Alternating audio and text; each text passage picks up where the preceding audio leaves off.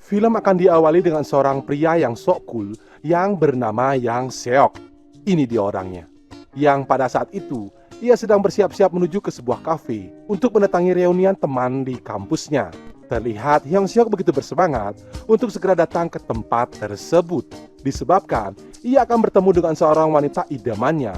Namun di tengah perjalanan, Hyung Seok malah lupa untuk membawa foto sang pujaan hatinya.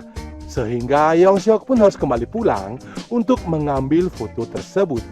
Nah, setelah Hyung Seok melanjutkan perjalanannya, tiba-tiba ia pun terkena siraman air banyu dari seorang karyawan restoran.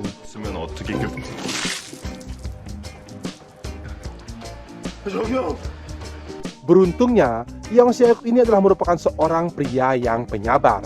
Dan ia pun memutuskan untuk kembali pulang guna mengganti pakaiannya. Nah, setelah itu, Hyung Seok segera bergegas secepat kilat menuju ke kafe tersebut. Akan tetapi, karena terlalu bersemangat, sehingga ia malah lupa lagi membawa foto sang pujaan hati. Memang, pria yang tak patut dicontoh. 오늘 안에 도착할 수 있을까?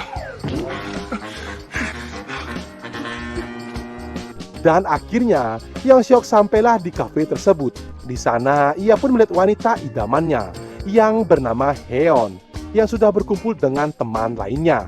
Tak mau mengecewakan Heon untuk yang kedua kalinya, pada saat terjadinya kesalahpahaman yang pernah terjadi di kampus waktu lalu, dengan gagah beraninya, ia pun langsung mendekati Heon untuk menyerahkan foto yang dibawanya, beserta mencium kening dari Heon.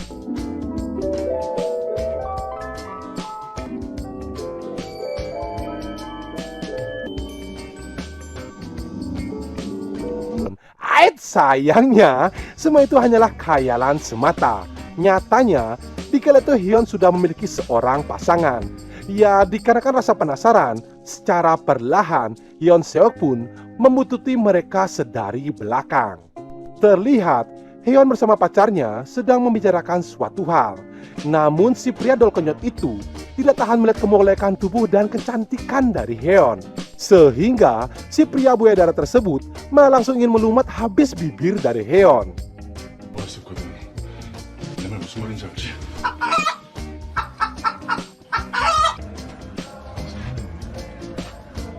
Saat bersamaan, kejadian itu dilihatlah oleh kedua mata dari Hyung Seok, sehingga mengakibatkan ia pun harus mengalami patah hati untuk yang kedua kalinya. Aduh, ngilu. Kemudian, Hyung Seok pun mengambil sebuah botol kosong yang berada di dekatnya. Alih-alih ingin melampiaskan kecemburuan, ia pun ingin segera menghajar si pria buaya darat tersebut. Akan tetapi, Hyung Seok yang hanya memiliki mental tempe, hanya bisa mengurungi niatnya tersebut. Yang dikala itu, ia pun hanya bisa meratapi kesedihannya. Lalu, saat Hyung Seok berbalik ke arah belakang, jari jemari liar miliknya pun tak sengaja menyentuh gunung kembar dari seorang karyawan yang berada di sana. Sehingga, ia pun harus mendapatkan sebuah pukulan yang tepat mendarat di batok kelapanya. Beruntung di kala itu, teman-temannya pun segera melerai pertengkaran tersebut.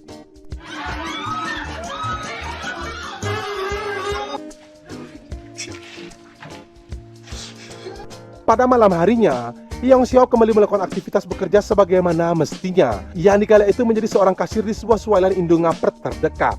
Tak berselang lama, datanglah teman lamanya yang bernama Leung Soo. Melihat kesedihan dari raut wajah Hyung Seok yang berlarut-larut, Leung Seok pun mengajaknya untuk nongki-nongki barang sembari mencurahkan isi hatinya. Kemudian Leung Soo pun memiliki sebuah ide cemerlang untuk menukar pekerjaannya dengan Hyung Seok. Diketahui Leung Soo ini berprofesi sebagai seorang supir pribadi dengan seorang bos besar ternama di Korea. Hal ini dilakukan semata-mata untuk mencomblangkan Hyung Seok dengan seorang bosnya yang merupakan seorang wanita yang baik hati dan tidak sombong, sama seperti Mimin. Alih-alih agar Hyung Seok bisa segera melupakan kesedihannya. 9,900원. 와우! 하자. 지금 원 플러스 원 행사 중이란 말이야. 네가 결제하면? Secepat kilat, pada pagi harinya Hyung Seok pun mendatangi tempat yang diarahkan oleh Leung Soo. Tak lama berselang, datanglah seorang wanita yang berkulit putih, yang mulus, keset, kenceng, bagaikan seorang putri salju yang bernama Jung In.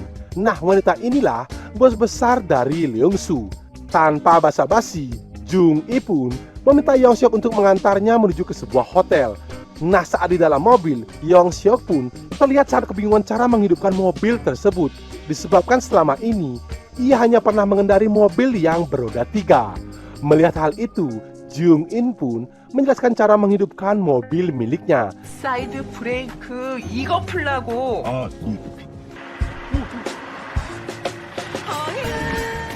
Dan saat di pertengahan jalan, Jung In pun seketika berubah menjadi seorang wanita yang barbar dan juga gahar.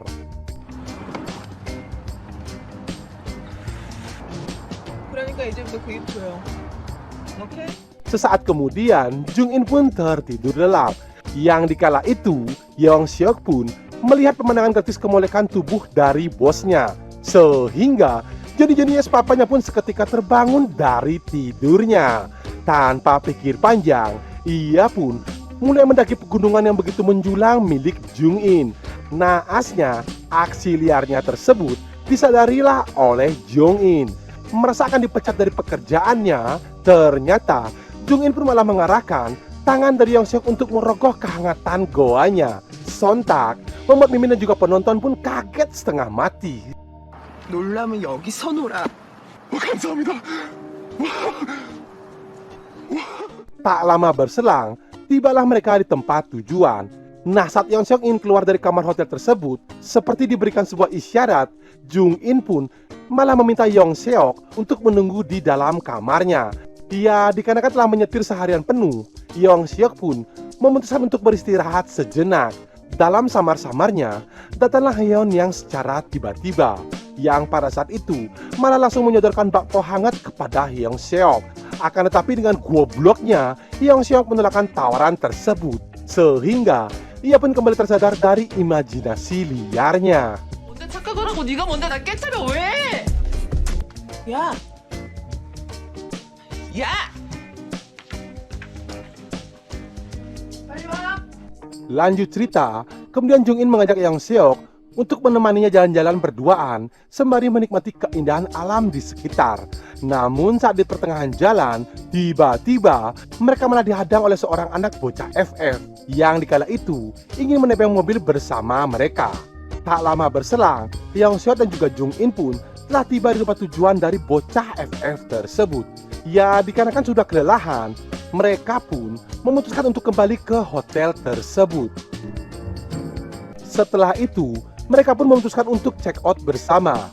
Dan lalu, Jung In pun mengajak Yong Seok menuju ke kediaman adiknya yang sudah lama tinggal di luar kota. Nah, sesampainya di sana, mereka pun dibuatnya begitu terkejut. Disebabkan di tempat tersebut banyak terdapat benda-benda spiritual pemersatu bangsa.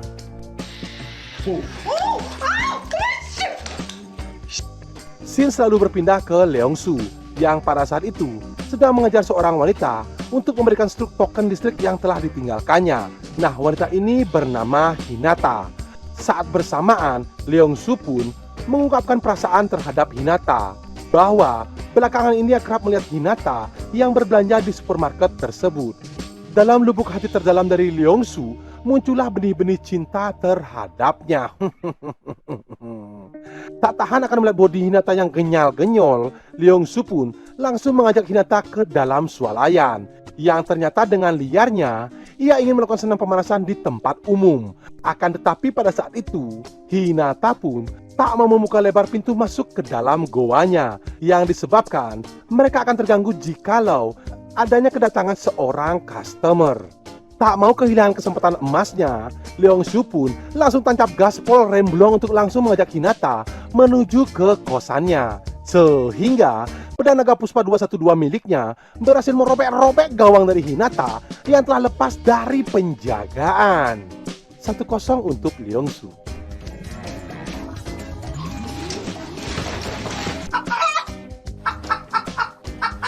Lanjut cerita, pada malam harinya Yong Seok bersama Jung In melakukan sebuah party kecil-kecilan untuk merayakan ulang tahun dari Jung In yang ke-25 tahun.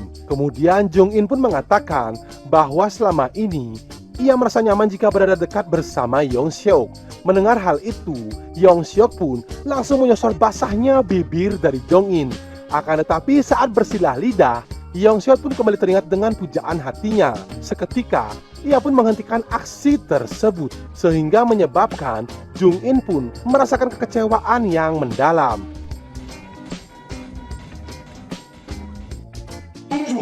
야, 우리 맨날 이렇게 여행하자. 저리 가. 왜? 아유, 저리 가란 말. Merasa dirinya telah di PHP-in, Jung In pun perlu pergi meninggalkannya. Ya, dikarenakan Yong Seok ini bukanlah seorang pria fuckboy. Lalu ia pun mengajak Jung In pergi ke sebuah taman. Nah, sesampainya di sana, Yong Seok pun langsung mengungkapkan isi hatinya kepada Jung In bahwa saat ini ia sudah memiliki pujaan hati dan masih ingin berjuang untuk mendapatkan wanita tersebut. Dengan berat hati, Jung In pun menerima semua pernyataan tersebut. Lalu, melihat ketulusan hati yang dimiliki oleh Jung In, Yong Seok pun memberikan kecupan manis untuk yang terakhir kalinya.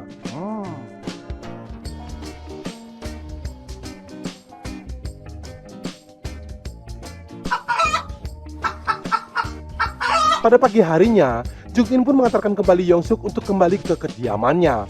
Kemudian Jung In pun berpesan kepadanya untuk tetap berusaha mengejar sang pujaan hati.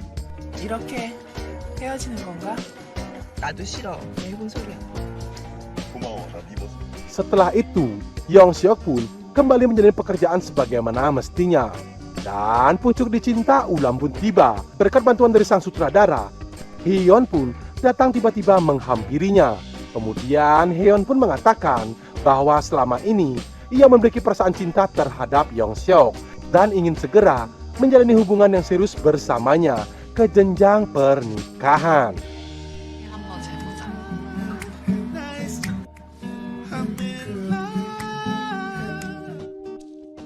Penutup film, Yong Seok mengajak Leong Soo pergi ke sebuah kafe yang pada saat itu Jung In pun berada tepat di belakangnya. Di sana, Yong Seok mengatakan kepada Leong Soo bahwa dirinya telah berhasil mendapatkan cinta dari pujaan hatinya. Mendengar hal itu, Jung In pun merasa ikut bahagia walau cintanya itu hanya bertepuk sebelah tangan. Aduh. Dan film pun tamat. 이름 뭘로 할 건데? 글쎄. 어드벤처 N.